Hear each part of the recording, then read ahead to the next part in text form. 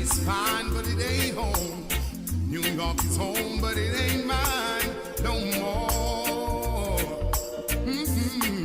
I am myself to no one there, and no one heard at all, not even the chair. I am my pride. I am said and I am lost, and I can't even say why.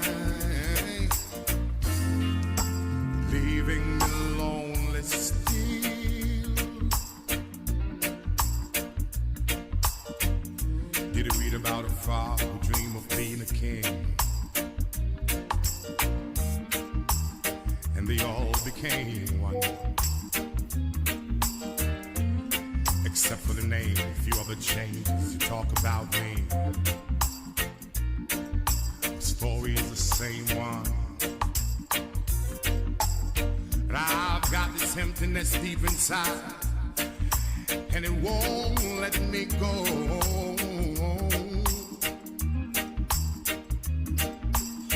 And I'm a man who don't like to swear, but I hate the sound of being alone.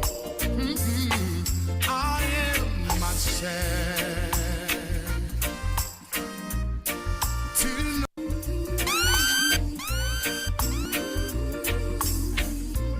It's all about you.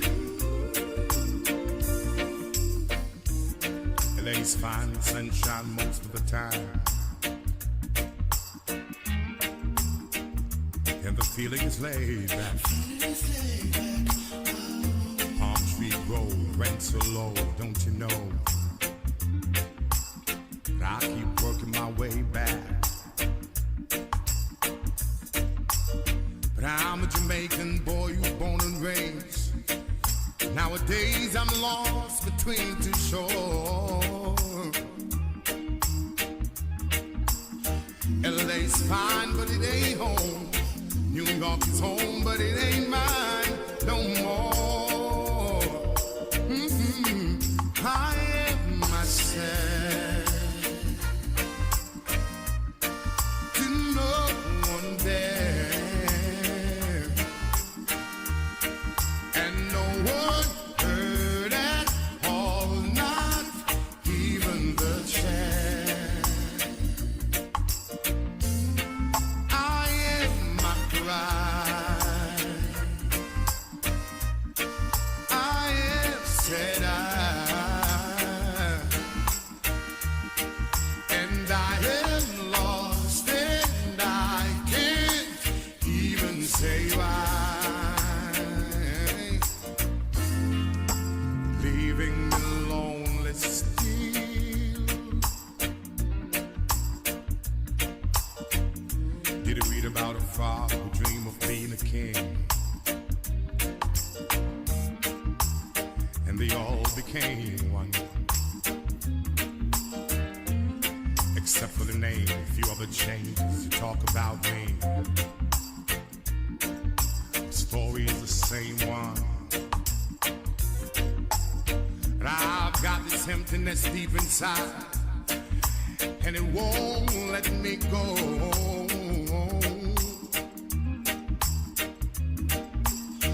And I'm a man who don't like to swear, but I hate the sound of being alone.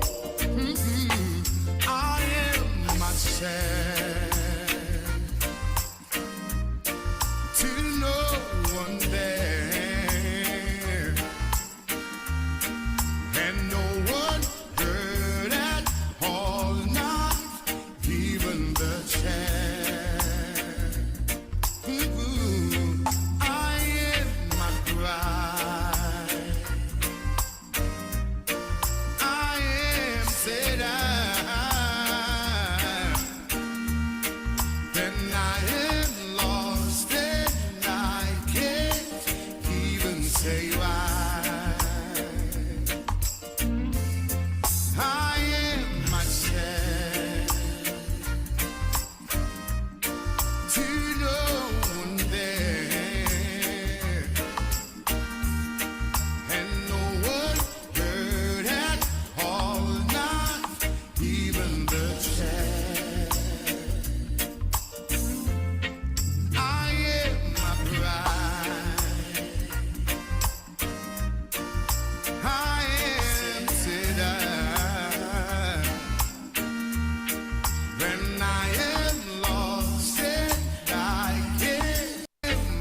right.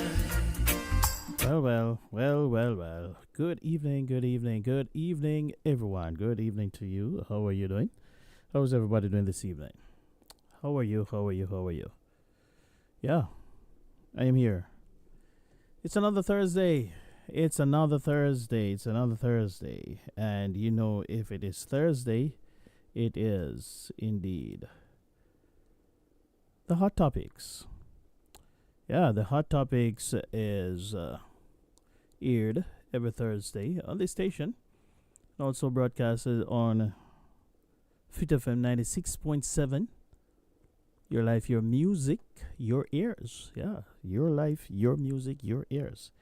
And also on Linkage Radio, the Big Bad Linkage Radio from New York City. Yeah, you can always find us, CaribbeanVibesRadio.com. You can find us on the World Wide Web at www.caribbeanvibesradio.com. That's Caribbean with a K, CaribbeanVibesRadio.com. You can find us on the World Wide Web at CaribbeanVibesRadio.com. Also, live at www.CapeCodCaribbeanRadio.com. That's CapeCodCaribbeanRadio.com. You will find us there. It will take you to the website www.CapeCodCaribbeanRadio.com. All right. So we're here, ladies and gentlemen. We're here. And, you know, this is the current affairs program where we dive into the issues, but we don't just talk. We set the record straight, because a lot of people just come on the air and they talk, and they do not give a perspective into what they talk about. You know, we're not just talk. You know, we don't want to just be one of those guys who talk. We want to make sure that we set the record straight on any given issue. All right. And so that's why we're here. I hope that you've been enjoying the programs that we've been presenting, setting the record straight, and we will continue to do that. I want to say welcome to everybody who is tuning in this evening, whether you're tuning in on the radio at CaribbeanVibesRadio.com, or you are on the YouTube channel on Fit FM or on Linkage Radio. And we are also broadcasting live this evening on Facebook. On the on my Facebook page. That's Chris Alex Wilby on Facebook. Chris Alex Wilby on Facebook. So you can check me out there. All right. In the meantime, I want you to tell your friends and your family members that Chris Wilby is live on the radio, and we're live on YouTube. We are going to dive into the issues this evening, my friends. We're going to dive into the issues this evening. But if you are just joining us on the YouTube channel, I would love for you to share the link with a couple of people and tell them to come on over and join the conversation. Later on, we're going to open up the phone lines, and you can give us a call if you want to participate at 508-762-7621. I say again, 508-762-7621. The WhatsApp line. You got to call us on the WhatsApp line. That's 508-762-7621, the WhatsApp line. All right. So, ladies and gentlemen, are you ready? Because there's a lot that we have to get to, But I want to say good evening to Sister Patricia. Sister Pat, how you do? How's everything going in your neck of the woods? Yeah, we want to ask a question this evening. did the police get it right? Because the DPP has charged did the DPP get it right? Because she ordered that the police officer be charged. Did they get it right, or did they bend under public pressure? Did they get it right, or did they bend under public pressure? But without going any further right now, I'm going to go into the delayed broadcast of the GIS news, and then we will be right back. All right, stand by.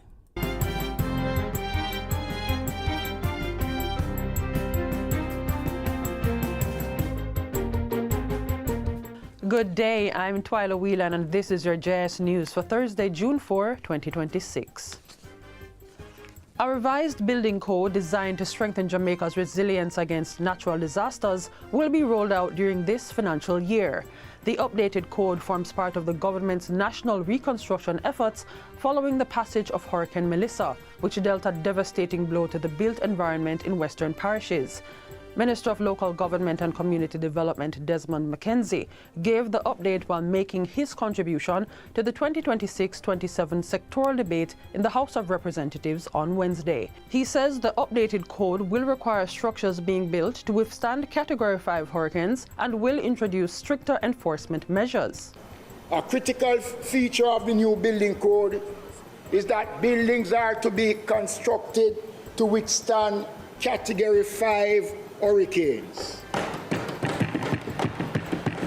There will be stronger enforcement powers for municipal corporations, mandatory compliance checks and stricter penalties for illegal construction, especially in high-risk zones. More building officers are to be employed, as the Ministry of Finance has approved the revised establishment for these positions. The local government minister further reveals that between January and March this year, close to 1,400 building applications were submitted with a combined value of $68.8 billion. More people are applying for building permits to ensure that structural integrity of their projects. The most significant increase of 11% was in building applications for small residential development under 300 square meters in size. Minister McKenzie says the government's focus is not simply to restore what was lost during Hurricane Melissa, but to build modern, climate-smart and resilient infrastructure.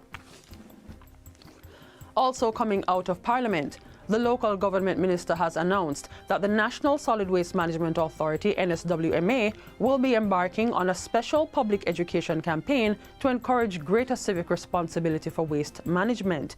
$200 million is budgeted to implement the public education campaign this financial year, which also seeks to reduce illegal dumping and littering.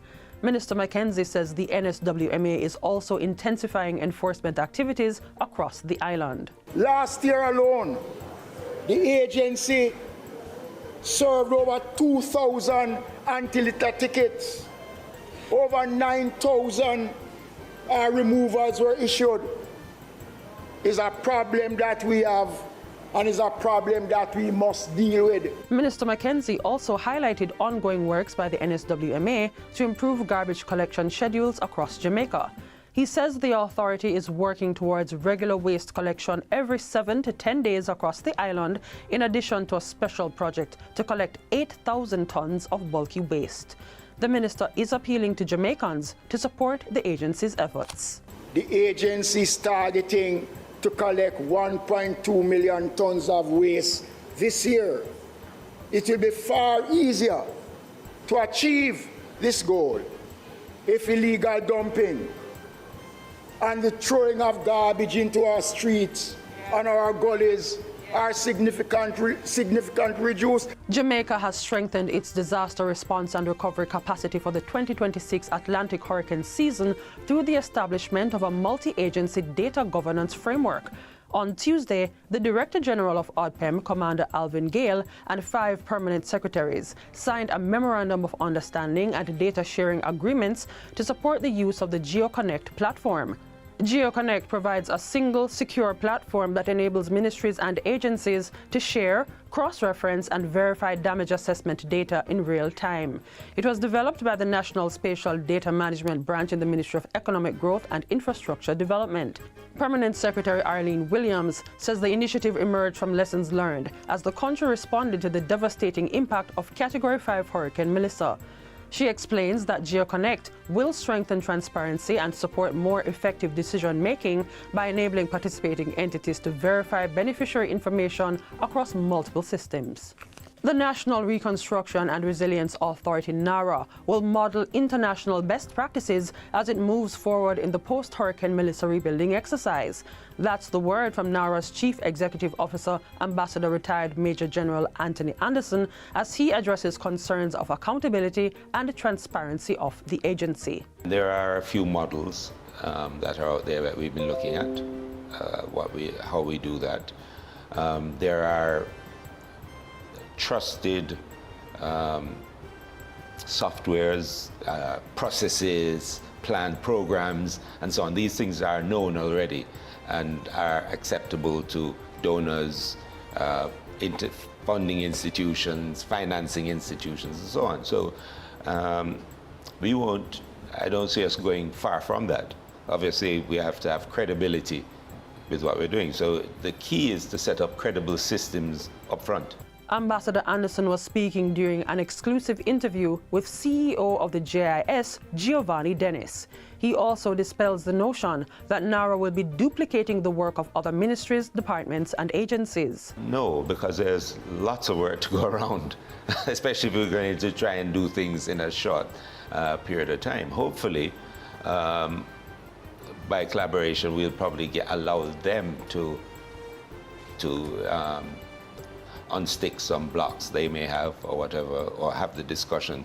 In the end, we want a better system, not just for NARA, because NARA is time-bound, but for the government. NARA will serve as the central coordinating body for post-hurricane reconstruction, aimed at eliminating bureaucracy, reducing fragmentation, and preventing project delays. It will also function as a center of technical excellence for project preparation and delivery, ensuring that the quality of national plans align with the scale of the country's ambitions. Jamaica is calling for increased support to assist small island developing states, SIDS, in promoting sustainable development of the blue economy. The call comes from the Minister of Water, Environment and Climate Change, Matthew Samuda, who is currently at the Island States Ocean Summit in Japan. In his address to the summit, Mr. Samuda noted that Jamaica viewed sustainable ocean planning and management as an essential tool for economic growth and social development. But he highlighted that there were challenges to confront. For Jamaica, where more than 80% of the population reside along the coastline or within 5 kilometers of the coast, the impacts of climate change and sea level rise pose significant risks to communities, infrastructure, livelihoods, and ecosystems. These vulnerabilities underscore the urgent need for enhanced support to SIDS. These vulnerabilities were brought into sharp focus in 2025 with the impact of Hurricane Melissa, a Category 5 storm. The minister stresses that as a small island developing state, Jamaica's future is intrinsically linked to the health, resilience, and sustainable management of our marine and coastal ecosystems. While calling for increased international support, he points out that locally, steps have been made to strengthen and promote sustainable ocean management in Jamaica. Since the start of 2026, the government of Jamaica has finalized the overarching policy for Jamaica's protected areas system and advanced work on our keys management policy to support, among other initiatives, the implementation of the Kunming-Montreal Global Biodiversity Framework and Jamaica's national biodiversity targets. In recent years, Jamaica has also expanded marine conservation efforts through the legal declaration of additional fish sanctuaries and protected areas aimed at strengthening biodiversity conservation, supporting sustainable fisheries, promoting ecosystem restoration, and enhancing climate resilience. And finally, Minister of Foreign Affairs and Foreign Trade, Senator Kamina Johnson-Smith, says the visit of the USS Nimitz reflects the long-standing partnership between Jamaica and the United States. The aircraft carrier docked at the port of Kingston on Monday and is making its final stop under the Southern Seas 2026 Goodwill Tour. The vessel is scheduled to remain on the island until June 5. Speaking at Tuesday's post-cabinet press briefing, Minister Johnson-Smith highlighted the range of community activities planned during the visit. The crew is going to participate in community activities, including school refurbishments, sports engagements, and STEM-focused educational exchanges, alongside engagements with the Jamaica Defence Force and universities. In terms of school refurbishments, Renock Lodge Primary, Grove Primary, Gainstead High, and Clancarty High are among the schools that will get a paint refresh. In response to public concern surrounding the presence of the vessel in Jamaican waters, Minister Johnson-Smith reveals that the visit was arranged months in advance and says it should be viewed as part of a long-standing program of engagement between the two countries. This event is not a sudden or a standalone event. It is a scheduled engagement within a long-standing program. We were advised of the planned visit earlier in the year, and we are very proud to be able to accommodate them in Kingston Harbor. They've been at sea for about 2.5 months since they left port in the U.S., and I ask our publics to think logically. The U.S. has not been shy about demonstrating power and the possibility of force where they have wished to do. And that's it for JS News Today. I'm Twyla Whelan. Thanks for watching.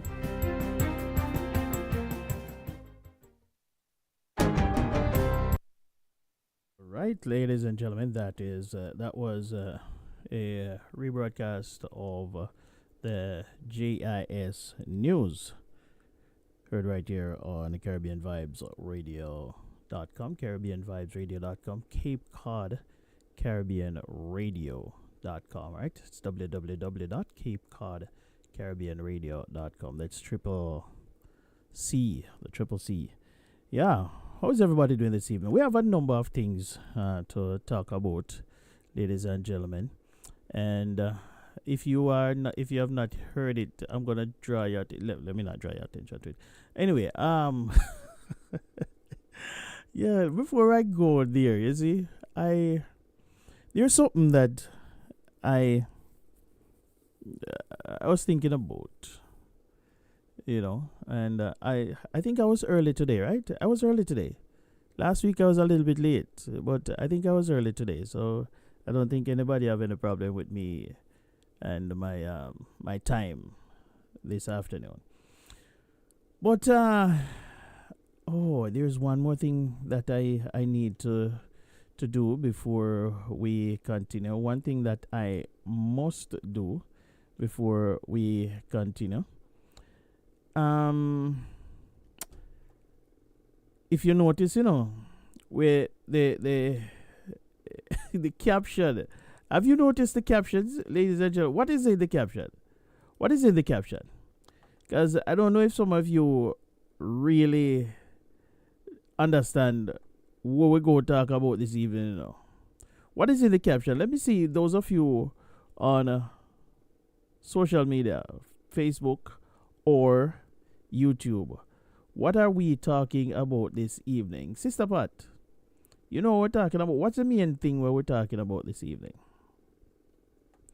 What is the main thing that we are talking about this evening? There's one thing that I need to get here. Let me just see if I can find that out here. Let me see. Where is that thing? Yeah. All right. So, yeah. We have to get this one out the road. Caribbean vibes, yeah. Caribbean vibes. Yeah. Oh yeah. Caribbean vibes. Yeah. You are listening to Caribbean Vibes Radio Network. Caribbean Vibes Radio Network, KVRN, is an independently owned and operated online radio station, proudly broadcasting 24 hours per day, 365 days a year from Cape Cod, Massachusetts, USA. The views and opinions expressed by host, guests, and contributors on KVRN are strictly for informational and entertainment purposes only and do not necessarily reflect the views or positions of our affiliated stations, including Fit FM 96.7, Linkage Radio, and NRP Media JA. We provide content that covers a wide range of topics, including, but not limited to, politics, current affairs, and relationship issues under our guiding mantra, covering the globe like no one else can. KVRN also streams content on YouTube under the name KVR Network. For questions, comments, or further information, please feel free to contact us at email at CaribbeanVibesRadio@gmail.com. That is Caribbean with a K.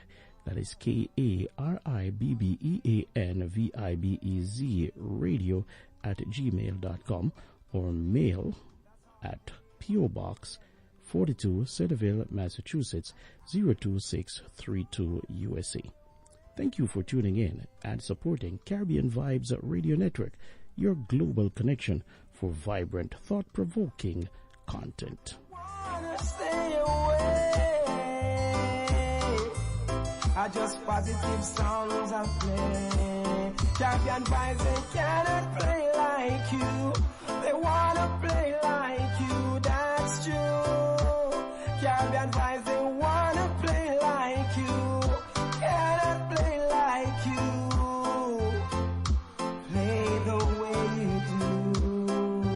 All right. Okay. All right, everybody. Good evening again. Good evening, and welcome back to the program. All right. So we're talking this evening. All right. We're talking about, first of all, it is mental health. June is Men's Mental Health Month. So we're bringing back the feature, issues affecting relationship.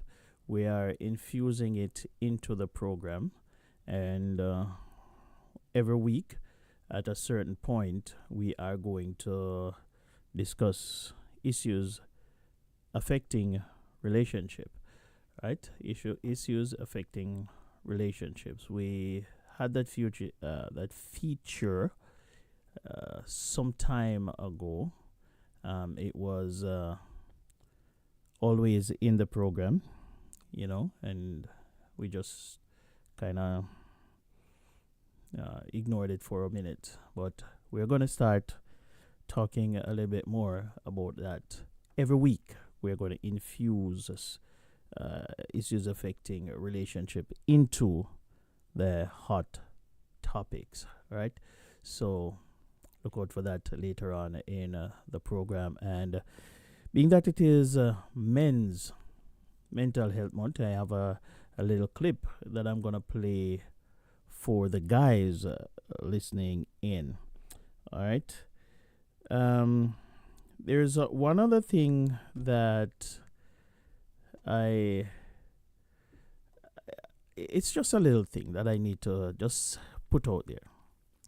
All right. So, sometimes somebody would come to you and say, like, for example, your wife talking to the guys, your wife would come to you and say, hey, you want to do this for me, or you want to do that? And you don't necessarily want to do it, but you do it. So I saw a clip where the wife was complaining that the husband was fixing something. He was up on a ladder and he was fixing something. And she said to him, you want to dust up there while you're up there?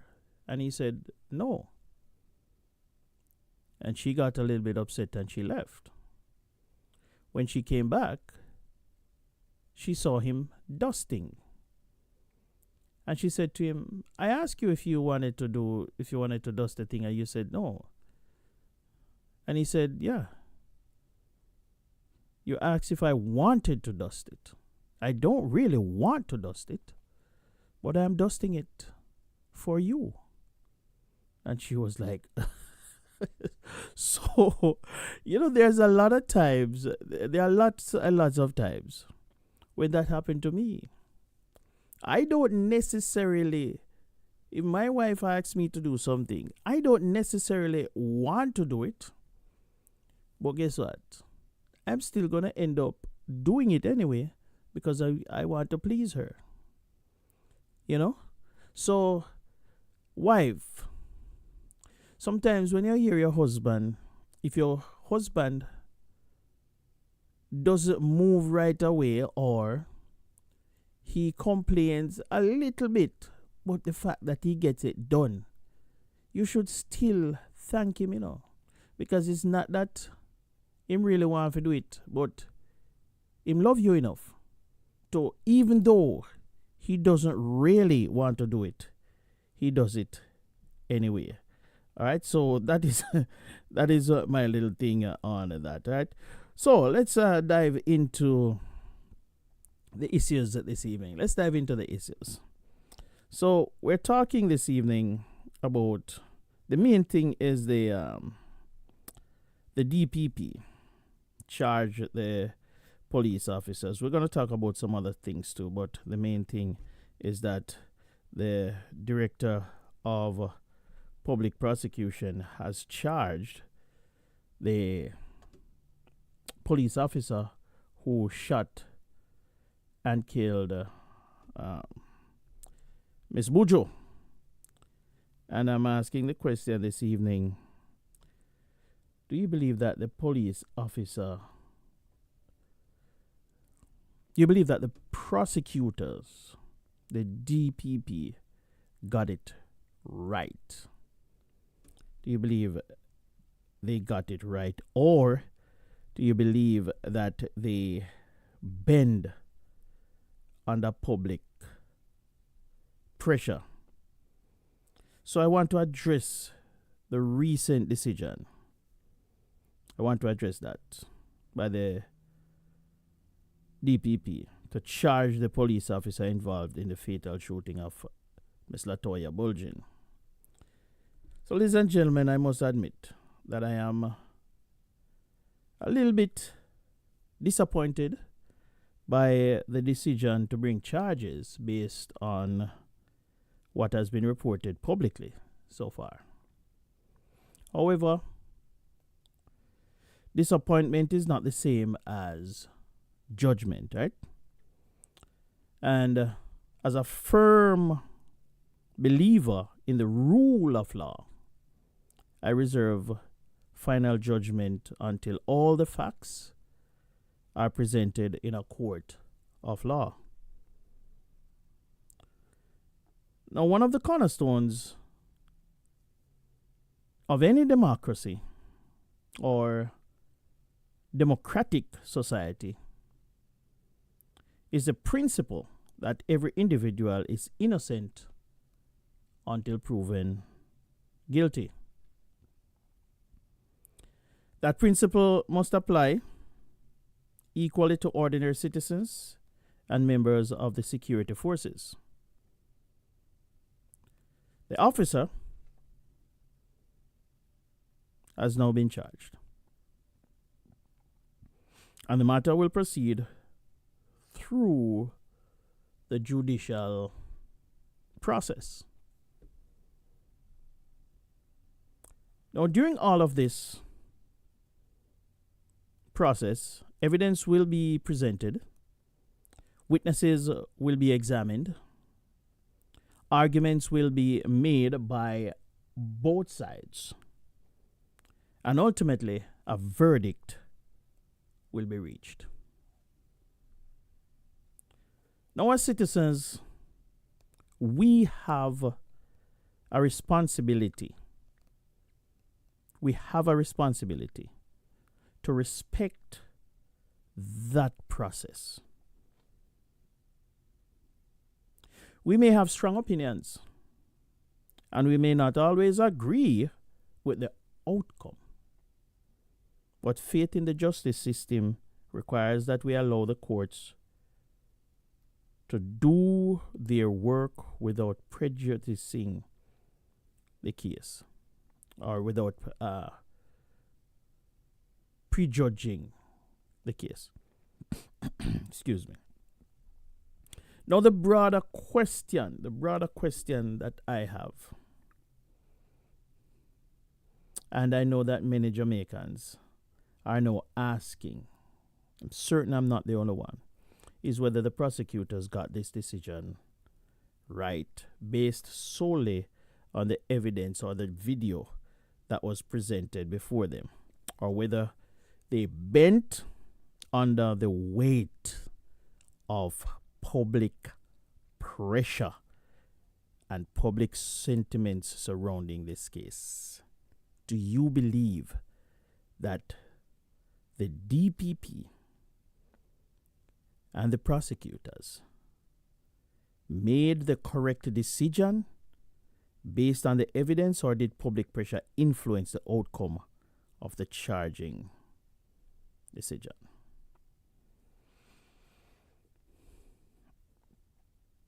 Now, whatever your view is, we have to let the courtroom, and not social media, not the streets, not public opinion, but the courtroom be the place where this case is tried. We are all going to have our opinions, but at the end of the day, there is a process. And that process, even though not perfect, it is one that we have to rely on. And the courtroom is where guilt or innocence must ultimately be determined. Ladies and gentlemen, as I said before, we have our opinions, we have our feelings, we have our emotions. But we have to trust the process and let the chips fall where they may.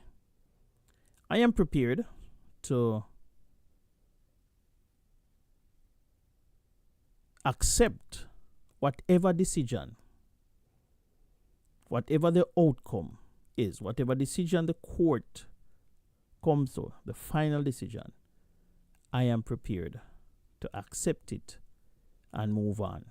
Because, as some people would say, life goes on. Yeah? So, with that said, ladies and gentlemen, I'd like to find out from you. Do you believe that the prosecutors got it right? Or did they bend under public pressure? Did the prosecutors get it right? Or did they bend under public pressure? I want to say good evening to Cars and Computers Are My Thing. Bujobanta, him say. Sister Pat said, did the prosecutors get it right, or did they bend under pressure? Yeah, man. That is what we're talking about, Sister Pat. Yeah, did the prosecutors get it right, or did they bend under public pressure? Because we know that public pressure can turn up the thing, and sometimes prosecutors, they want it to seem as if they are doing the right thing. Now, I am still of the view, even though I am willing to accept whatever decision the court hands down or they come to, I am still of the opinion that even though the police officer has been charged, he will eventually be found not guilty. I strongly believe that. I honestly believe that. And there are many reasons why I believe that. And I am hoping that his attorneys believe as strongly as I do, because if they believe as strongly as I do, trust me, he has a very, very good chance of getting off. There is a thing. I want to go into why, one of the reasons why I believe that he will be found not guilty. If you notice, the prosecutors, they charge him with murder. In my opinion, I believe that the prosecutors overcharge. Yeah? I believe that the prosecutors, they overcharge him. Because if you're going to talk about murder, there's manslaughter, and then you have murder. Because murder, would mean that this person intentionally or he wanted to take this life. He disregarded everything else and he wanted to take this life. So I did a little bit of research here before I came to the program. And I went back to the Jamaica Information Service and a program that was produced and presented on April 2, 2022. Was talking about you and the law. And it spoke about manslaughter or murder. And one of the things it said is that while manslaughter and murder both result in a person losing their life at the hands of someone else, the acts and their associated charges under Jamaica legislation can be complex, leaving many unaware of the difference between the two. So, on that week, when they were talking about the law and you, they were seeking answers. And they were asking the question, is it manslaughter or is it murder? So I'm going to play this clip for you, and then I'm going to come back and we can discuss it a little bit further. What's happening with our laws? What's been passed? What's pending? How do they affect you? Tune into You and the Law for legal information you can use. While manslaughter and murder both result in a person losing their life at the hands of someone else, the acts and their associated charges under Jamaican legislation can be complex, leaving many unaware of the difference between the two. On this week's edition of You and the Law, we're seeking to answer the question, is it manslaughter or is it murder? I'm Jeremy Lee Nelson. Stay tuned. Murder is really the intentional act of causing death of a human being, while manslaughter is an unintentional act of causing death, which still leads to the criminal standard due to what we would call recklessness or gross negligence. Attorney at law with the law offices of Althea McBean and Company, Craig Carter. In Jamaica, both offences fall under the Offences Against the Person Act. Manslaughter is classified as second-degree murder in some jurisdictions. However, this charge does not exist under Jamaican law. Our legislation speaks to manslaughter and capital murder.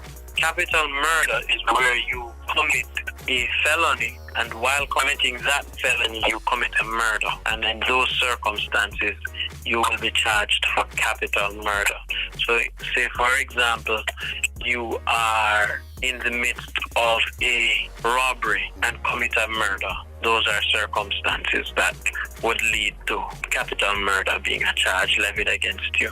There are also instances where a person could take the life of another and end up receiving neither charge. Usually an altercation involves aggression on both sides, and it depends on who truly is the aggressor, because in those circumstances, one party, the person who stabs, could be acting in self-defense. And if they are acting in self-defense, then it is a complete defense to the killing of that individual, and they will not be convicted of murder or manslaughter.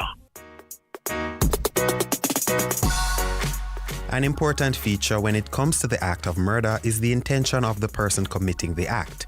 So having and using a weapon to hurt someone else, even if they die, may not necessarily result in a murder charge. Let's say, for example, a student takes a weapon to school and uses it to fatally wound another student or a member of staff. Could that student be found guilty of murder? The legal term is malice aforethought. Did that child bring the knife with them for the purpose of stabbing that person? Murder has two elements, the act of it and the mental element. The act is the physical causing of the death. The mental element is the intention to kill or cause very serious bodily harm. We call it grievous bodily harm. And it doesn't have to be planned ahead of time. It can be done in the spur of the moment and still be murder. Because when I decide to stab you, at that point did I intend to do you very serious bodily harm? I didn't need to have the intention from I was leaving my home. So yes, it very much could be thought of as murder, but it depends on the intention. Not because the child brought the knife from home means that she planned it ahead of time. But even if she didn't plan it ahead of time, if at the time she stabbed, she had the intention to do you harm, very serious harm, and you succumb to the injuries, then she could very well be charged for murder. The voluntary nature of the act is what would ultimately have it be classified as a murder.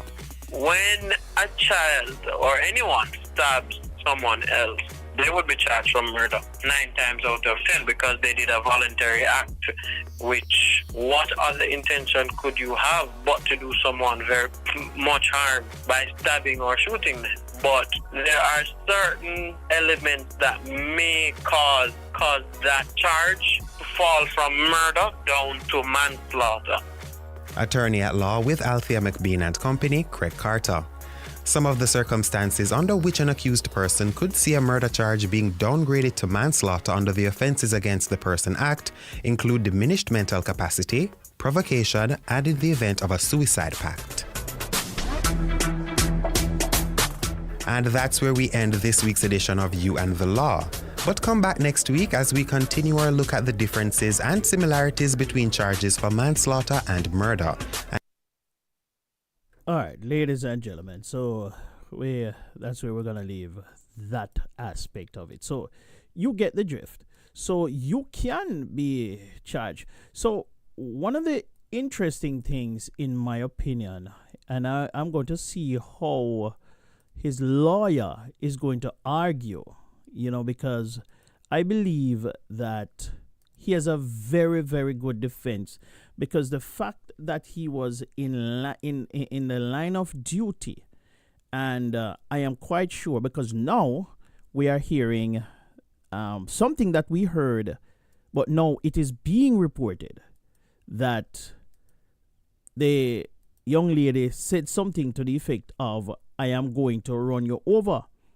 Now, when the incident just happened, we heard it, but it was not reported on any news station. Well, let me take that back. I think it was reported on one news station that the lady said something to the effect of, "I'm going to run you over," because they were supposed to seize her vehicle, The vehicle, according to the report, was found, it was stopped, it was found to be unlicensed.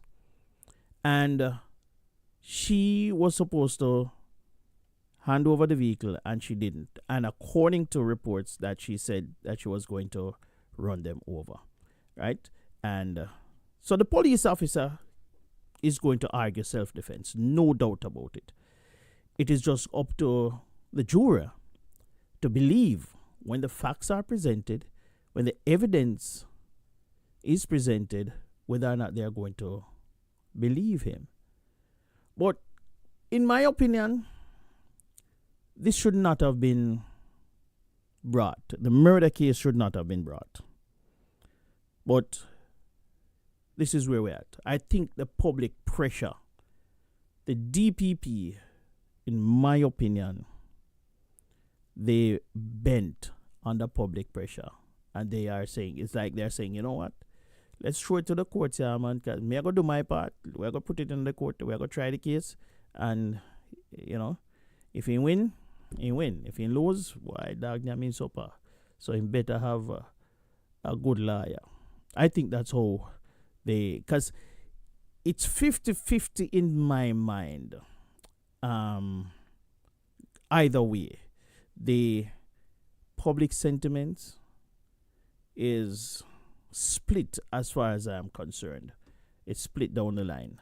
So some people are welcoming the news of him being charged, and civil society groups hail this murder charge in the Latoya Bulgin case. So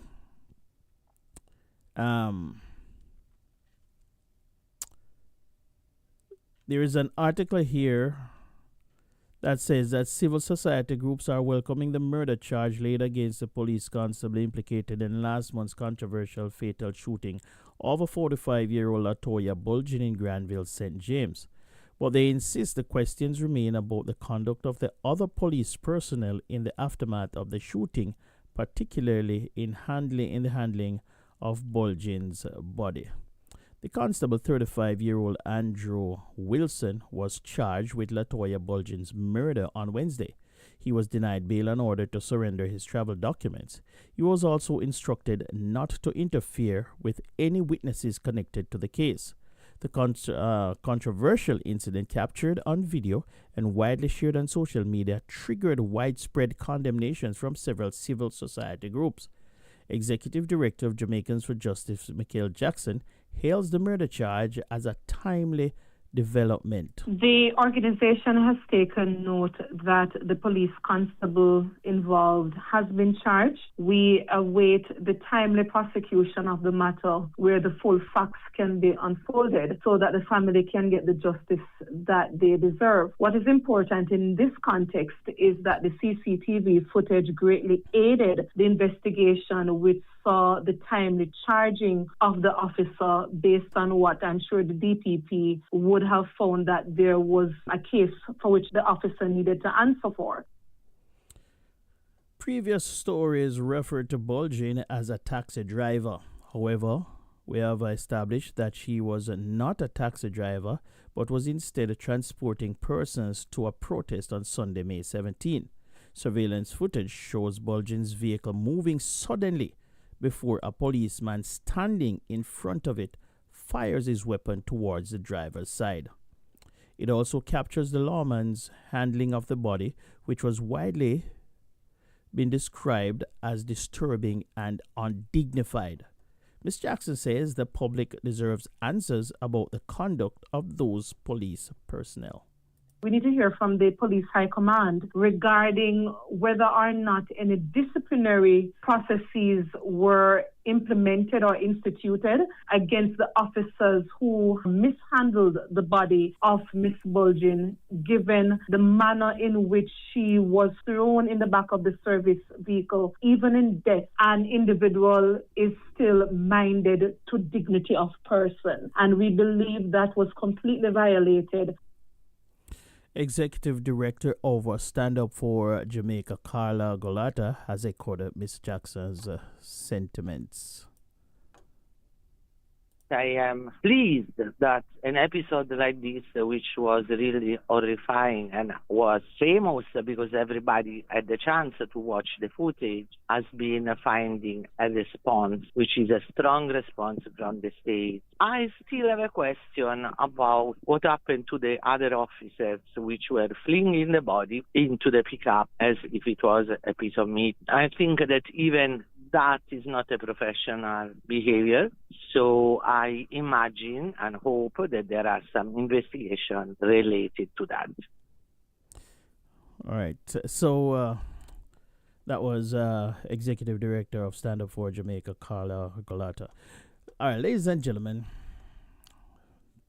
a lot in that. But when it comes to people handling the bodies, I don't know if there's the police officers. Sometimes it sounds like me I take up for the police officer them too much, you know. But one of the things that I try to be, you see, I try to be a rational person, common sense person. And while there is a case to be made, because I've often said that, of how the police officers treat bodies of which they are removing from a particular scene, you know, whether it be somebody who they shoot or somebody meeting an accident or whatever. Jamaicans are not trained to move bodies whether you are injured or dead. It is a fact. Whether we do not have, what you call it, professional medical teams where, you know, the ambulance come and people operate. There are certain protocols on how to move a body. Jamaicans don't know nothing about that, you know. So maybe this is a teachable moment where Jamaicans can now start to think about it. Because if you, the way how they handled her when they took her out of the car is standard operation. I hate to say this. It is they did not handle her any worse than they handled anybody else. This is how they operate on a daily basis. So I'm not saying that it is right. I'm just saying, hey, listen.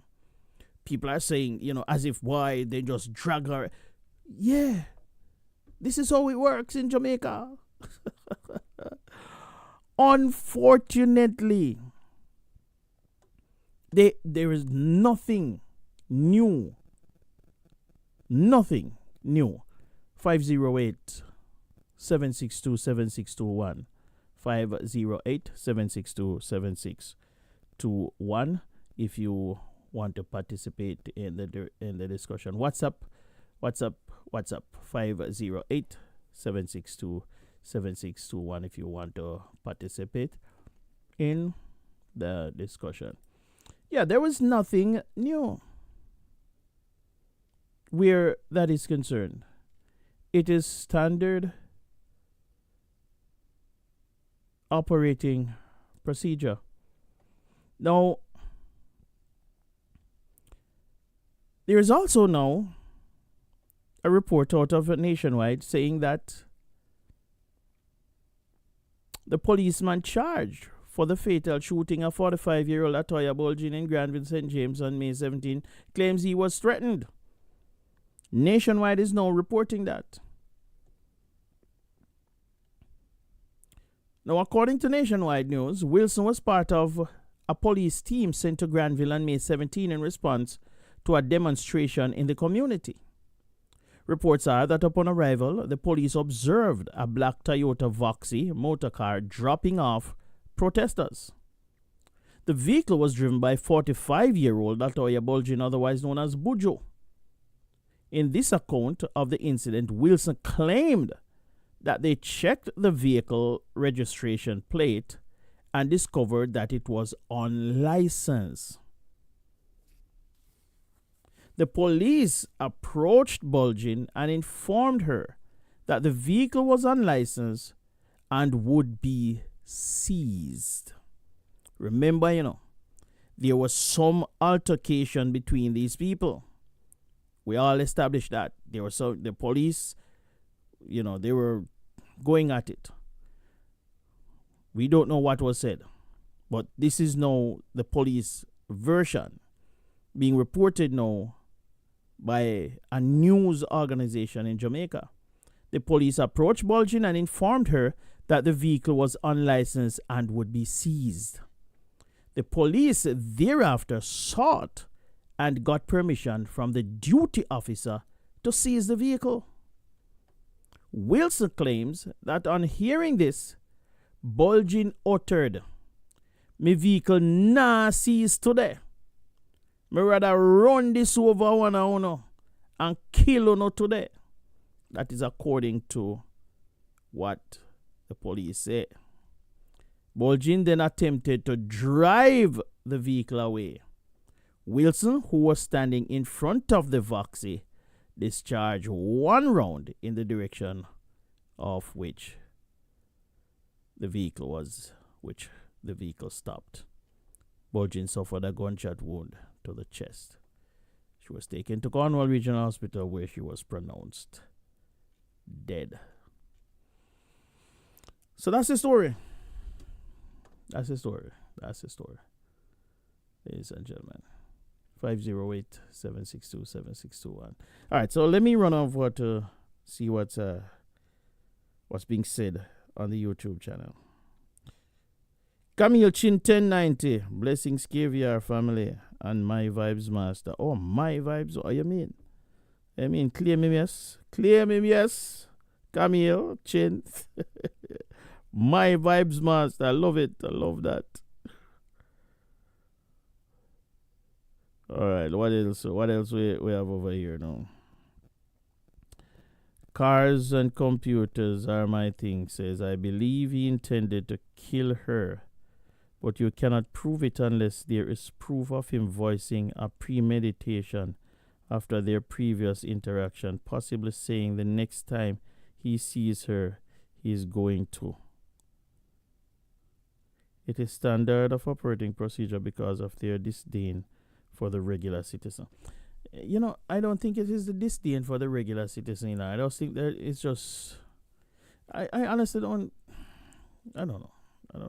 Let me not. Let me not. Yeah, I don't know. The disdain. It sounds like you know, like the police. They bunch, you know. Cars and computers are my thing. What a name, man. What a name. Cars and computers are my thing. That's a very long name, you know. Anyway. Yeah, I don't know why you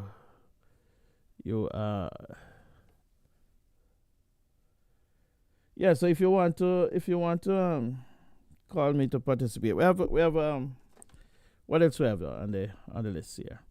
All right, so ladies and gentlemen, yes, we know that it is Men's Mental Health Month. June is Men's Mental Health Month, and so I have a little thing here for the men that I'm gonna play for you, and I hope that you will. Where is this one here? Let me see if I can pull it up here.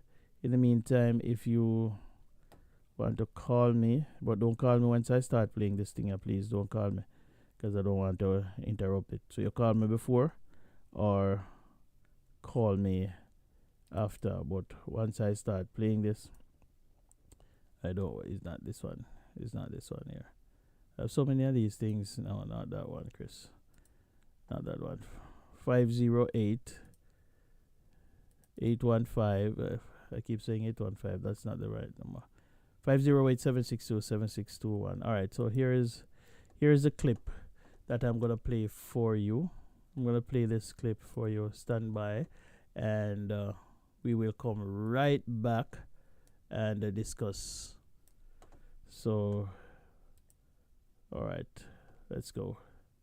This one here is for the men. It's Men's Mental Health Month, and boy, some of we men, we really need some encouragement. So this one says, talking to a dying man. That is what it is entitled. So let's go. What's up, good people? Happy Monday, June 1st. It is Men's Health Month, one of my favorite months out of the year. I want to share a quick story with you guys. Something that I'm still processing in real time. And I want to pull you guys in because for the brothers that are watching this video, I want you to understand how fragile life is and how each day is a blessing. My dad, longtime friend and close to our family, his family watched us when we were kids, babysat us. And we grew up, I grew up in Mississippi, so, you grew up in the Delta, man. Everybody, watches you, but you trust these people, obviously, right? And so the other day, I'm driving from LA to San Diego to catch my flight with my nieces. My dad texts me, call me ASAP. So we get on the phone, and his longtime friend, he says, I have him on the phone, Jay. He wants to talk to you. And then a lady got on the phone. She says, hi. She said, I'm his nurse. I'm here with the chaplain and here with the doctor. And she says, he would like to speak with you. So he gets on the phone and he starts talking about, hey, Jay, man, I hope you're doing well. And his voice is really faint. It sounds very weak. And he says, I won't be here for long. And he says, you've been such a blessing to me, man, these past few years. Now, prior to this call, some years ago, we had been messaging because, one of my videos really spoke to them. And he started reaching out and he wanted to talk. He says, Jay, I don't have many male friends, as if it's okay. I know me and your dad have been friends, but I would love to just stay in touch with you. And I stayed in touch with him. And one day we got on the phone, we talked about his childhood. He talked about my dad and how they grew up. And he says, man, I wish we would have known the things that you're sharing for men when we were coming up. He said, we just bottled stuff up, man. And we just, we didn't know that we could express our feelings. And he's just going on and on. And I'm not knowing what he's dealing with personally because, he's commented on everything. Man, I'm so proud of you. You look like your dad, man. He's like, matter of fact, you speak better than your dad. We had all these moments, and so I'm not knowing. And when he got on the phone, he said, I won't be here. And he said, I want you to have the last words over me, and I want you to eulogize me. And I'm driving, and I can't express my emotions at that time because I don't know what to say. What do you say to a dying man? What do you say to a man who's made peace with his reality and with his outcome, and he's asked you to speak over his life? And he says, can you do that for me? And I said, yes, sir, anything. And these was his last wishes, that he was so impacted by my ministry and my work that he asked me to speak over him. And I'm still processing this, which is why I'm sharing it. And I'm also sharing it because he's in his 50s. This is a young man. Not knowing that when we were conversing, he was battling stage 4 cancer. And not knowing that us talking was helping him to forgive, to resolve. And I didn't know these things. I was just like, I just wanted to be there. And again, it's my dad's friend, and my dad didn't know we talked. And he was Facebook guy. So he, everything on Facebook, that I posted, he was just like, oh man, dude, this is so good, man. We needed this when we were kids.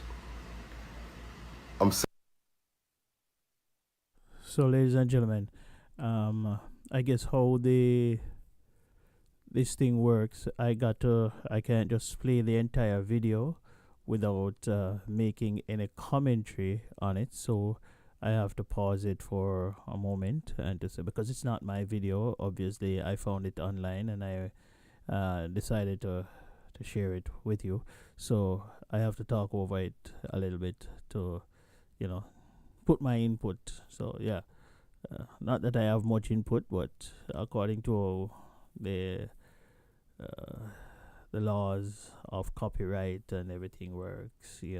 I don't want to get a copyright strike. I'm just sharing it with you, but based on my knowledge, we have to say something. So all right, let's get back to the video. All right. Saying all that to say is that to all of the men, this is June Men's Health Month. I don't know how long he's going to be here, and I have to eulogize him. But to the brothers that are still here, I want to encourage you, buy yourself some flowers, take the trip, marry the love of your life, call your daughter, call your son, call your mother, call your father, call your brother, call your sister. Take the leap. Reinvent yourself. Lose the weight. Go after the new job. Go after the promotion. Do all of it. Because the Bible talks about life being like morning dew here in the morning, but it's gone. And we don't know our time here. And this has really brought a lot to process of my own mortality. And to the brothers, if it didn't happen in your 40s or your 30s, it can happen in your 40s. If it didn't happen in your 40s, it can happen in your 50s. If it didn't happen in your 50s, it can happen in your 60s. If it didn't happen in your 60s, it didn't happen in your 70s. Don't throw in the towel just yet, brother. You still have breath. And for the mere fact that you are here says that there's something that still needs to be done that you have yet to do.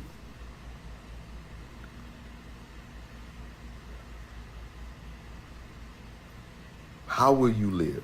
How will it end for you? I'm still in awe. I'm humble. Never been asked to eulogize someone who knew that they were going to pass.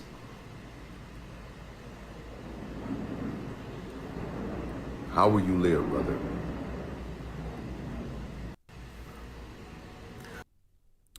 All right, so I'm gonna leave it right there. Yeah. So that's for the men. A word of encouragement to you. A word of encouragement to all the men. Yeah, I found it to be inspiring, and just live. Just live. Because you're literally here today and gone tomorrow. I've seen over the past couple of years, I've seen so many people just just gone. Recently, there was a young man right here on Cape Cod where he's 38 years old. Yeah, young man, Jamaican, in his prime, started a business, and his business is booming, the landscaping business. And his business was booming. He was well respected in the community. He was doing his thing. His business was expanding. He had a young family. His wife and kids, and he was doing things. And from all indications, he was going places. One morning, he just according to his wife, he was getting ready for work, and he went into the bathroom. This happened just a couple of weeks ago, and she went to put her son on the bus and came back and didn't hear him. Called out, didn't hear him. When she checked the bathroom, he was unresponsive. Rushed him to the hospital. Called 911, rushed him to the hospital, and that was that, young man. No complaints of anything. He just had a massive heart attack. So, yeah. Well, anyway, that was for the men. Issues affecting relationship. That's so every week we're gonna do something, and we're gonna talk about what. But yeah. Ladies and gentlemen, what time is it? Yeah, we still have some more time in the program. Now, another issue that I want to talk about. Auntie Faye, let me see if I can find that. Why I tell you, It's not just Antifee, you know. But there is a. Have you guys seen a picture being circulated of Lisa Anna on social media?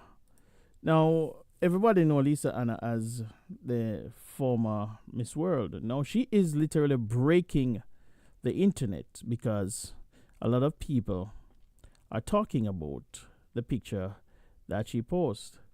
And there is one, I want to find this one here, where there is a young man who was cussing her out, like literally cussing her out.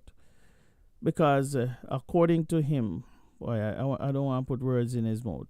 I want to see if I can find that one. But she is,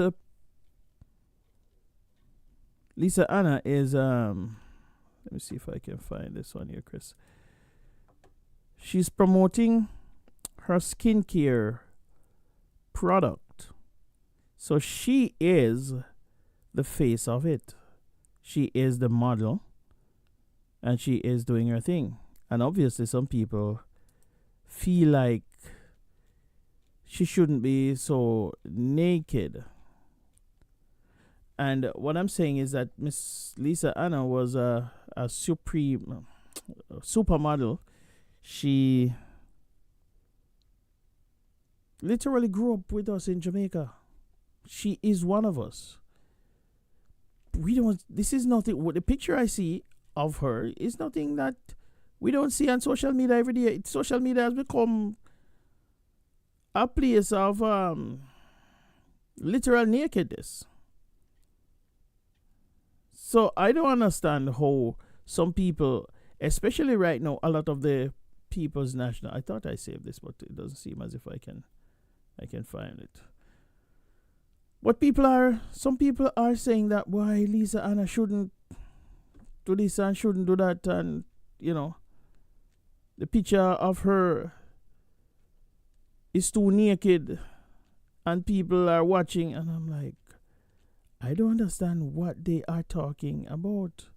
Let me see if I can find somebody who posted that thing. I really want to find this picture here because, trust me, I want you to give me your honest opinion as to what you think about this. I want you to give me your honest opinion. But, all right, let me find some music and search for this thing here, and then we are going to come back to it. Let me find some music, ladies and gentlemen, and see if we can come back and discuss. We're done with that, right? Yeah, we're done with that one right there. So, in the meantime, listen to this. Why raise the time of the Most High, ye sons of men? The rich man's wealth is in the city, yeah. Destruction of the poor is his poverty, Lord. Destruction of your soul is vanity, yeah, yeah. Do you hear? I wanna rule my destiny, yeah. I wanna rule my destiny. Whoa, whoa, destiny. Mama, look from when you call me. Destiny. Mama, look from when you call it. I wanna rule my destiny, yeah, yeah. Oh, help I please. I wanna rule my destiny. Oh, Lord, I've been blessed, I've been touched. I love just so much. They keep fighting me. I'm not giving up. All right, ladies and gentlemen, I think I found it. I found it. All right, so me I go put it all on the screen here. Me not just I go play it, you know. Me I go put it on the screen, full screen. We put in this one up, full screen, because this is what Marvin. I say the brother I get crazy still though. You don't really understand the brother I know. The brother it depends on social media. Listen to Marvin getting up in arms about Lisa Anna. Real man look at Lisa Anna. If you see a 50-year-old woman, now draws like that, it is wrong. Lisa, what do you like? We live in a world right now where people now wear clothes like Lisa Anna. You can imagine how Lisa Anna pop up on your man page. It will way I look. Everybody look at Lisa Anna. Every real man look at Lisa Anna. If you see a 50-year-old woman now draws like that, it is wrong.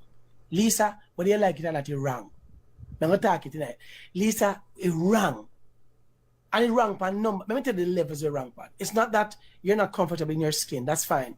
If you were at the beach or at a poolside and you're caught, that's fine. Swimwear. We understand. Yeah, as something the world understand. Somebody say, why is it wrong? Let me tell you why it's wrong.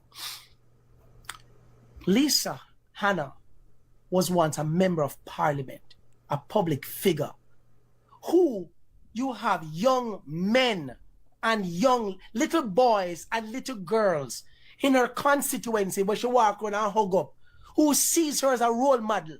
How you think you little girl them in our constituency if you feel when they see them role model in a draws? Like at that pan the world net. Pan the world net. Everybody look at Lisa Anna. Every real man look at Lisa Anna. Everybody look at Lisa Anna. Every day I look like you. I don't understand what. You can't tell me what. You can't tell me what is wrong with the brother. Because see a 50-year-old woman now draws like what? Everybody look at Lisa Anna. Oh, you know, yeah. It is wrong. Lisa, everybody look at Lisa Anna. Every real man look at Lisa Anna. Oh my word. No, ladies and gentlemen, I guess all of you know must have seen the picture where Ima quarrel about. But no, this is the picture. Let me show you the picture of Lisa Anna that everybody is talking about. Because who not complimenting her, cussing her. So she has literally broken the internet. And I don't know. I would love somebody to tell me what is wrong with this picture. She is a model. She is a model by nature. She was Miss World. So I'm trying to just fix it up on the screen here so that you can see it for yourself and judge. She was a model. So me don't understand how everybody get up in arms about Miss Lisa Anna and the one picture that she is advertising body skincare product. So hold on. She fi advertise the body skincare product in a what? Or maxi? I mean, everybody knows you guys are sexualizing a picture. It is, in my opinion, it is just a picture of a woman in a two-piece bathing suit. There is absolutely nothing wrong in my mind. Absolutely nothing. She is a woman, beautiful woman in her 50s in a two-piece suit. We see it all the time on TV. People are. I really and truly am trying to see what the problem is with this idiot. I call him that, you know. Him is nothing but a nincompoop. And if anybody have a problem with this young woman, this lady, in her bikini, yeah, in her bikini. It's two-piece. She's not naked. She's not doing anything explicit. What she was doing was advertising her product. This is something we see. And why is it that we love to tear down our own? I am quite sure that if this was a white woman doing this, he would not have. He might come out with some like a stupid, ridiculous, nonsensical argument about her being a former member of parliament. What does that have to do with anything right now? What does that have to do with anything? She's not a member of parliament anymore. And even if she was still a member of parliament and she was doing something in her private capacity, what would have been the problem? I don't see anything wrong with females. I saw another picture of, what's his name? The guy, what's his name? Member of parliament from East Portland. And he was swimming around topless and talking to people. He's a present member of parliament. And he was swimming around and he was talking, and me not hear nobody say nothing. But because what? She is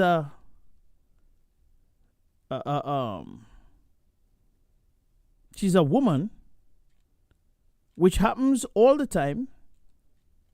The sexism is just mind-boggling. Yeah? The sexism is mind-boggling. But I guess we can't get away from it, no? We can't get away from it. Anyway, ladies and gentlemen, if you want...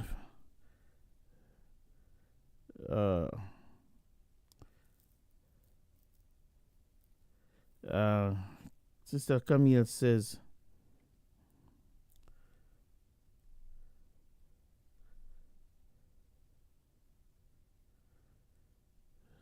Sister Camille says next time she should wear the thong. The thong one, make them kin over.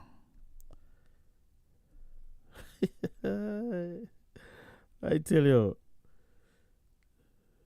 some people just fool, or he's seeking attention. Well, he is an attention seeker. I don't know if you know him, Sister Camille. I don't know if you know him, but he's an attention seeker. He's always on the internet talking about something and making up a whole buck of nice. I don't understand how he's not in jail yet, because he has made some threats on the government and some all kind of... He's borderline.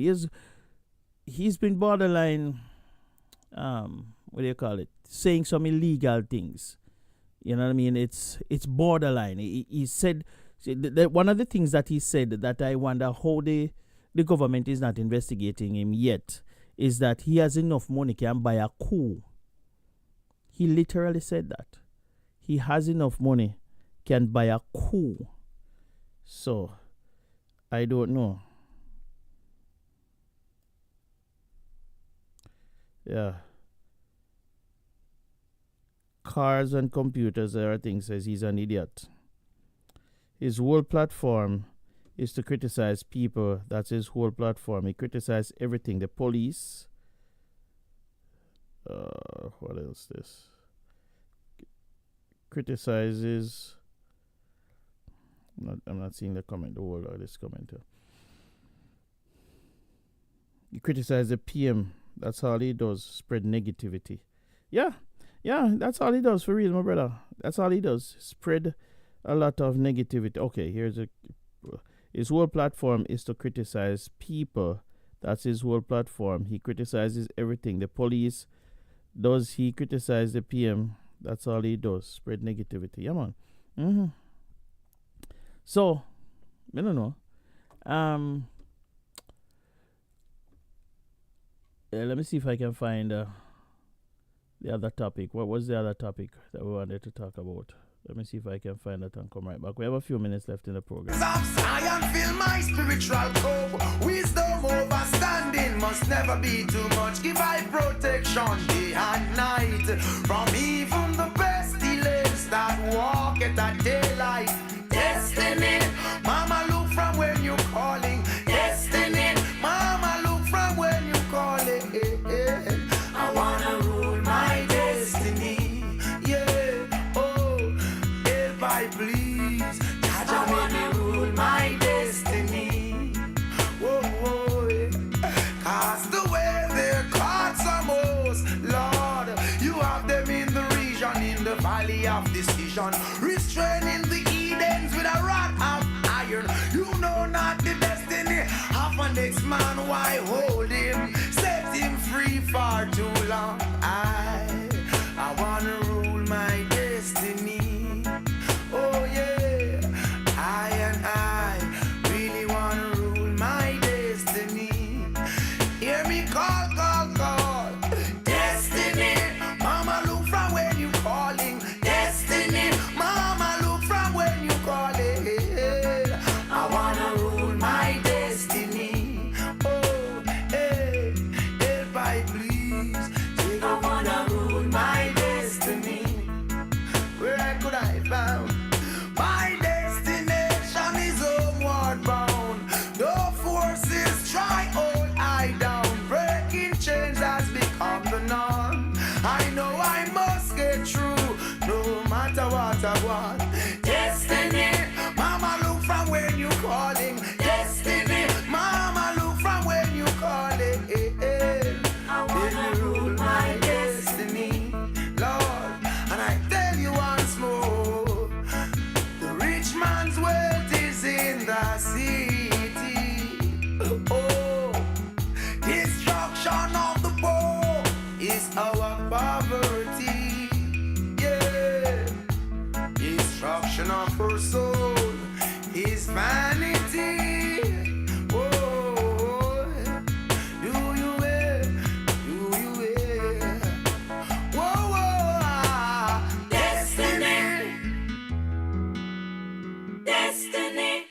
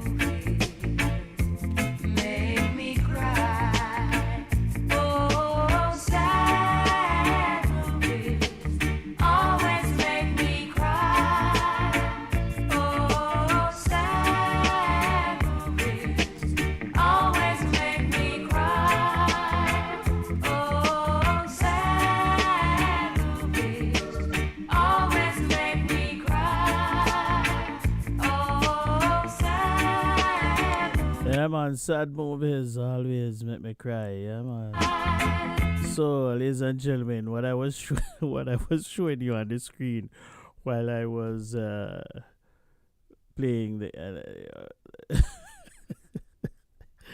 Well, Lord of mercy. Well, we can't bother. We can't bother. So, people are showing the member of parliament for East Portland swimming around in a pool, naked. Well, not really naked, but topless. And what they're saying is that this brother here never have any problem with that, but he has a problem with Lisa Anna. And I honestly, I can't understand. I don't know where the problem is, where so many people, because it's not him alone, it's a whole heap of people come out against Lisa Anna for this picture. The lady is on a campaign. She's on a campaign to sell her stuff.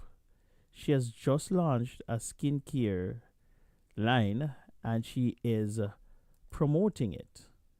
There was also another article, as a matter of fact, she was featured somewhere else today.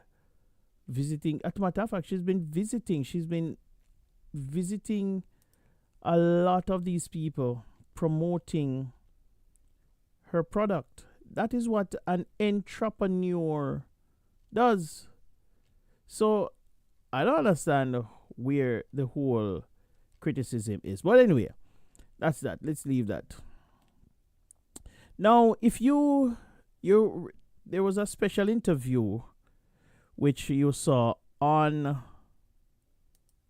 Jamaica Information Service, where I showed you the new head of NARA, General Anthony Anderson, being interviewed. And one of the things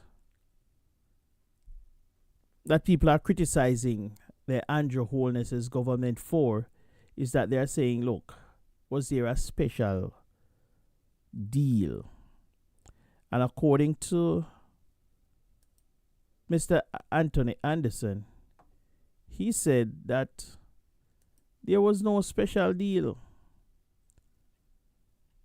And I'm going to go back into some of what the boss man say. And here is what me have a problem with this whole appointment. Nobody is criticizing Mr. Anderson's credential. Nobody is saying that he is not qualified to lead the organization. Matter of fact, he's very qualified. But the thing that a lot of people, and the question that a lot of people are asking is, why him? Why is it that this guy keeps popping up in playing different roles? He was in the JDF. He led the JDF. He led the JCF. He then was ambassador. Now they recall him. And now he is. So people are saying, hey, listen, why this guy? And was there some special arrangement? Was there something cook up? You know what I mean? What happened? Why him? And he must say, boy, yo, me apply for the job and me qualify and me get it. No, boy, me no. I don't want to say, boy, because I don't know. I never did it. But to me, Chris Wilby, why is it that this man was the ambassador for Washington? Was the ambassador to Washington from Jamaica, representing Jamaica? What, that wasn't enough for him? Why am I advertise for this particular post of NARA? Or was he told by the Prime Minister or by the government to apply. So that they can, because we know how this whole thing works in Jamaica. We don't hear that. We understand how Jamaica run. So if the Prime Minister wanted him to be in this position, he not necessarily have to handpick him, and say, boy, yo, are you me a pick, and just pick him alone, All them do is make up some sham thing and say, boy, yo, we are going to interview everybody, but when are you going to get the job, you hear? I saw it run in Jamaica, we understand.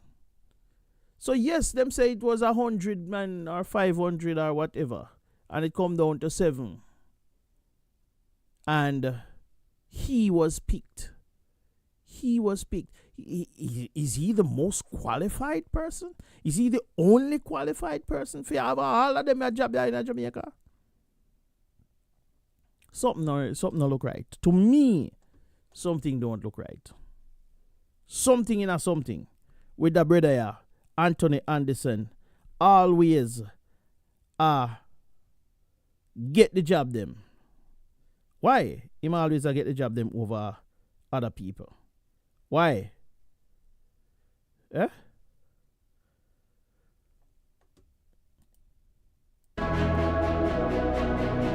Feels very symbolic. Do you see it that way? I think it is. And I believe that there's probably a good reason why it's on the 1st of June. Obviously, we've been looking at that period, June to November, as the hurricane season. Traditionally, hurricanes came in the middle of that, August, September. So we have a real full season now. And that's, it's concerning because it's now much more expanded than it was, even though we've always said that's the hurricane season.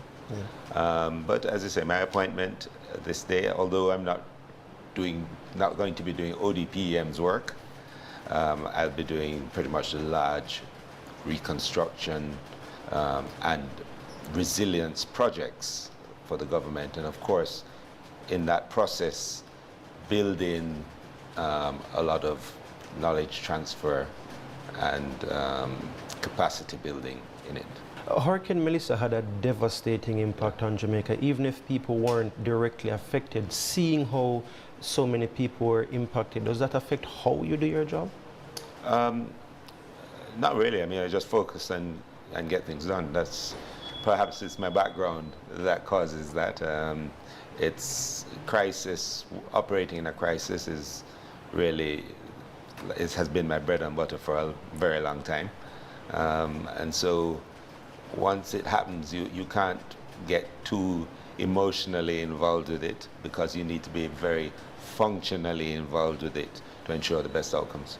Yeah, you spoke about your background just now. You've been head of the JDF, head of the police force. You've been national security advisor, most recently Jamaica's ambassador to the US. Anyone would agree you have served your country with distinction.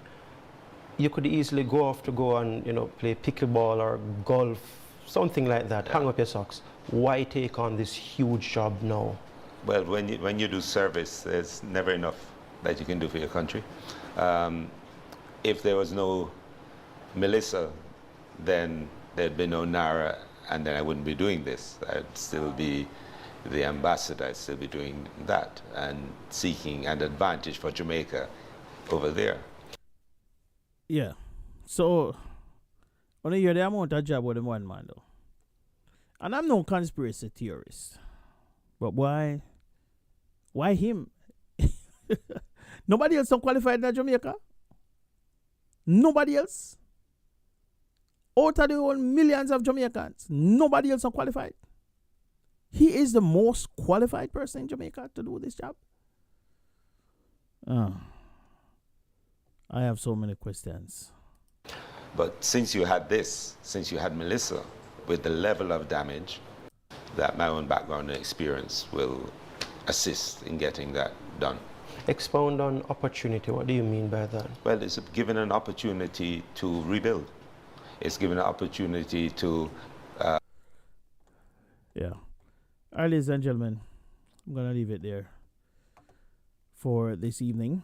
The questions are out there. Why General Anthony Anderson. Why did he get, people are criticizing, people are being critical of him. Some people saying that they are happy that he got the job. You know, I'm not disappointed that he got the job. I mean, I know the guy can do the job. I'm just asking the question. Was there nobody else? Because now they pulled him from the ambassador position. Now they're going to have to find somebody else to send over there. So it's like they're swapping him out. So he was the best person for the ambassador position at that time. He was the best person to be security minister, security advisor. He was the best person to lead the police force. He was the best person to lead the JC. I know he's the best person, most qualified person to do this job. Why this man is very, very, very, very qualified. I wonder if he's going to be the next prime minister. Anybody think he's going to be the next prime minister? Because, me don't know. And also with what the public keep popping up all over the place. We will have a sense or a register of our projects that are NARA projects, but the other projects that are taking place. Yeah, I'll leave it there. Thank you, everybody. Thank you for watching this evening, and thank you for being a part of the program. We got to get out of here. Thank you. Let me run over to, we're live on Facebook, you know, but you know, I never check on Facebook. Sometimes I don't remember that I'm live on Facebook, you know. But is there anything? Hey, ladies and gentlemen, there is a picture. Let me see if I can. Oh my word! I have to show you this one here before I leave. I have to show you the picture of the president, and this is today. You remember when Donald Trump used to talk about sleepy Joe Biden? Who remember when Donald Trump used to talk about sleepy Joe Biden? And right now, he is sleeping, is literally sleeping in every meeting that he goes. Every meeting. And a lot of people are saying that it is the dementia that's causing that. And then there is this picture going viral of him sleeping today in a meeting. This is a picture of our president of the United States holding a meds while him have a bunch of people around him. And he keep doing it.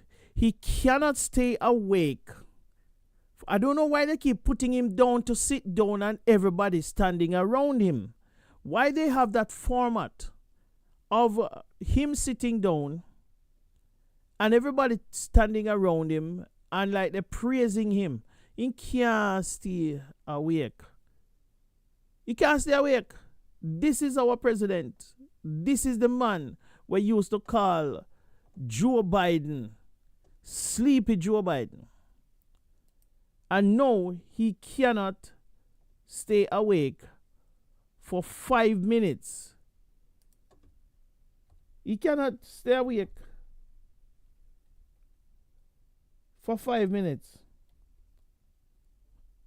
Well, I tell you, I don't understand how people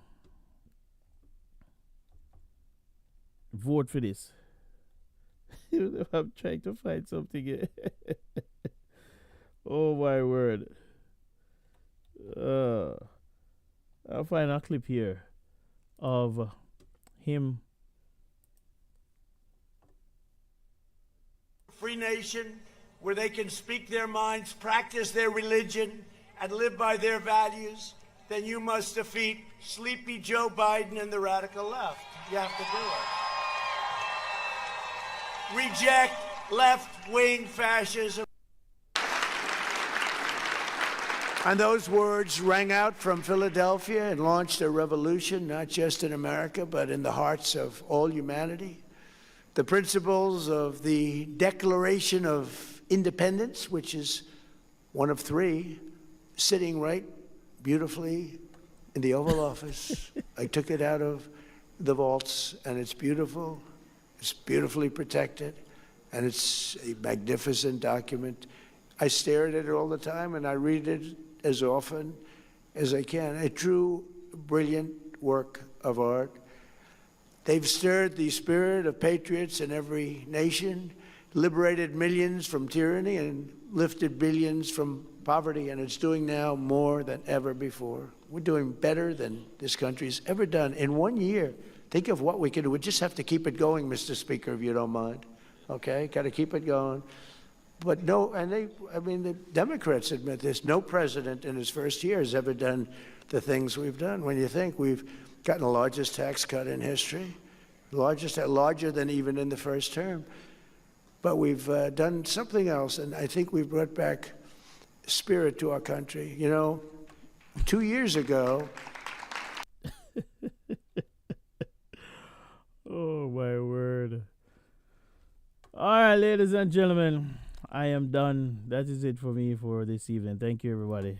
I am out of here.